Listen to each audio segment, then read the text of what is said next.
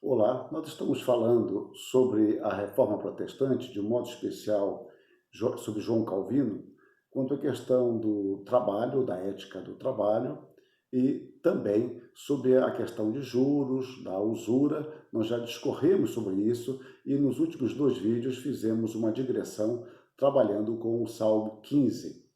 Hoje eu quero começar a falar sobre trabalho, poupança e frugalidade. Calvino sustentou esses três princípios. Eu vou aqui resumi-los e depois detalhar um pouco mais. Vejamos, um dos princípios era do trabalho. O trabalho que você faz visa sempre glorificar a Deus. Você, na realidade, é um agente de Deus, onde Deus o coloca para glorificá-lo. O segundo aspecto é o aspecto da frugalidade. Eu vou inverter a ordem de propósito. A frugalidade. O que significa? Que você não desperdiça o seu dinheiro, você não gasta seu dinheiro com coisas fúteis, inúteis ou simplesmente para ostentar essas bênçãos que Deus lhe tem dado. Você então usa bem o que você tem, o pouco ou muito, e guarda esse dinheiro, criando assim uma poupança, que é o terceiro elemento. Então, trabalhe arduamente para a glória de Deus. Tenha uma vida modesta, frugal. E o que sobrar, guarde este dinheiro. E esse dinheiro guardado tinha também como ingrediente fundamental o princípio da ação social. Tinha sempre um sentido social.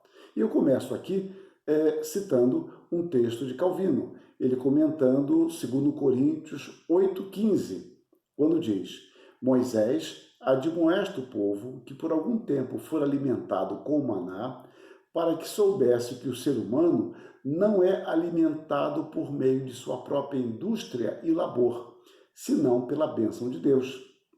Assim, no maná vemos claramente como se ele fosse um espelho, a imagem do pão ordinário que comemos.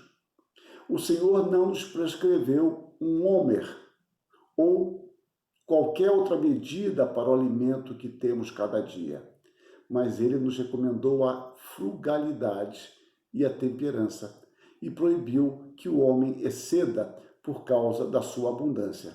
Por isso, aqueles que têm riquezas, seja por herança ou por conquista de sua própria indústria e labor, devem lembrar que o excedente não deve ser usado para intemperança ou luxúria, mas para aliviar as necessidades dos irmãos.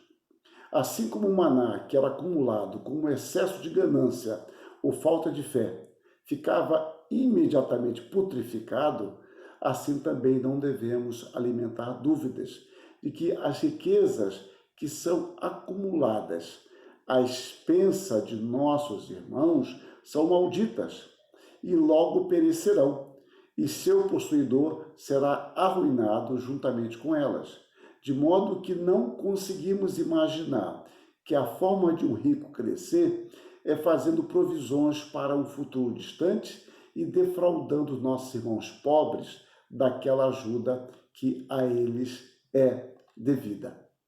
Esse pensamento ele é recorrente em Calvino, com um detalhe a mais aqui, outro ali. Mas eu tomei essa passagem, vou tomar outras, porque aqui eu a considerei bem detalhada.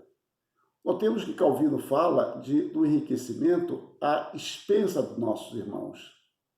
Então, não há, em princípio, nenhum mal com a riqueza.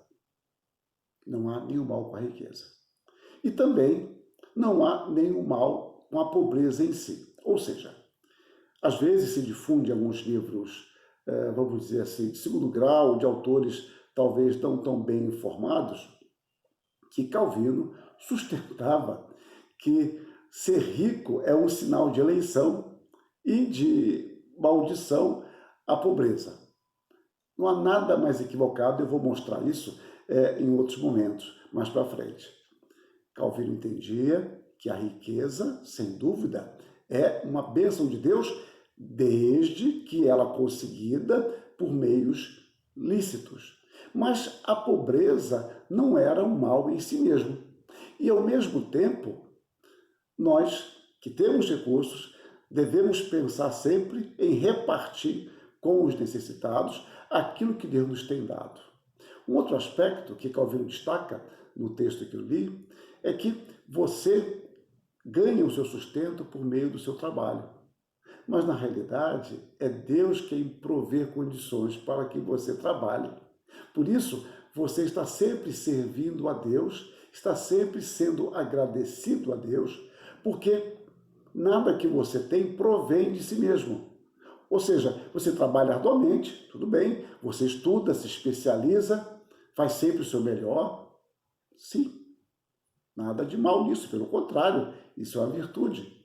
Porém, não perca a dimensão, que é Deus quem provê as condições para que você possa desenvolver os talentos que Ele mesmo lhe deu.